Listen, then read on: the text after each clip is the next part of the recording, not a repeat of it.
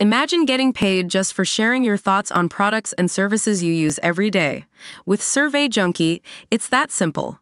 Click on the link in the video description to discover how you can start earning today by taking surveys. A Japanese developer has announced it will demolish a new tower of luxury flats in Tokyo it was weeks from completing. The reason? The 10-story development was blocking beautiful views of Mount Fuji. The idea a developer would reach such a decision in Britain is inconceivable. In London, flats are usually built to make a profit. If they have a beautiful view, good luck to those buying them. To hell with anyone else's beauty. One of what we assume was the Sunak government's last decisions was Michael Gove's greenlighting of a huge 20-story concrete slab that is about to rise on the banks of the Thames next to the National Theatre. It is hideous, and will dominate the once glorious view of St. Paul's Cathedral from Waterloo Bridge. Paradoxically, its developer is the Mitsubishi Corporation. Beauty is a word you never hear in British election campaigns. They are a festival of Philistinism, about money and little else. In Tokyo, the dignified regulation of the public sector matters.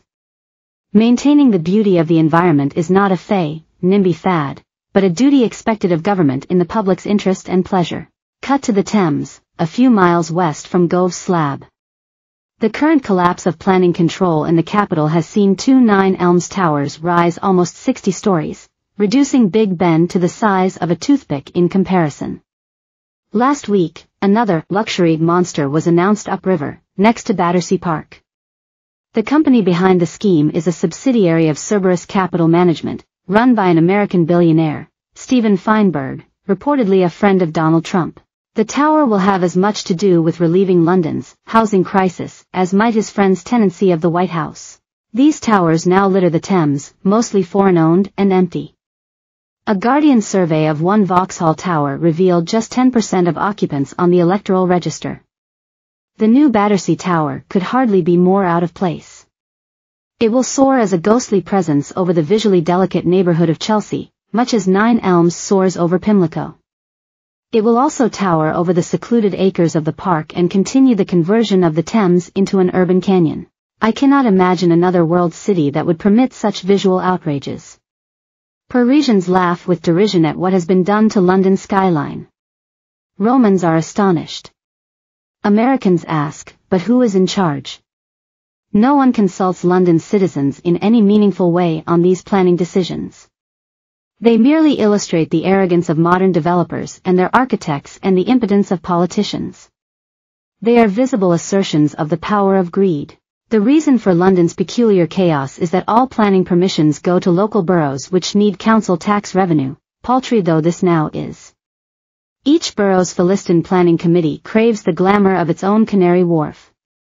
High buildings policy in the capital is supposedly overseen by the mayor, at present Sadiq Khan. Like his predecessors, Ken Livingstone and Boris Johnson, he has no sense of beauty. Government ministers also refuse to interfere, either from a similar Philistinism or because their party coffers are stuffed by the building lobby. In Tokyo, we see democracy working. The Fuji affair is that of a community demanding that the beauty of its surroundings be respected by elected authority. Yes, it is an intervention in the free market, but one made to a higher purpose, that of a compromise between development and aesthetics. The debate on planning has timidly raised its head in the election campaign, but it assumes that housing supply depends on developers' profits.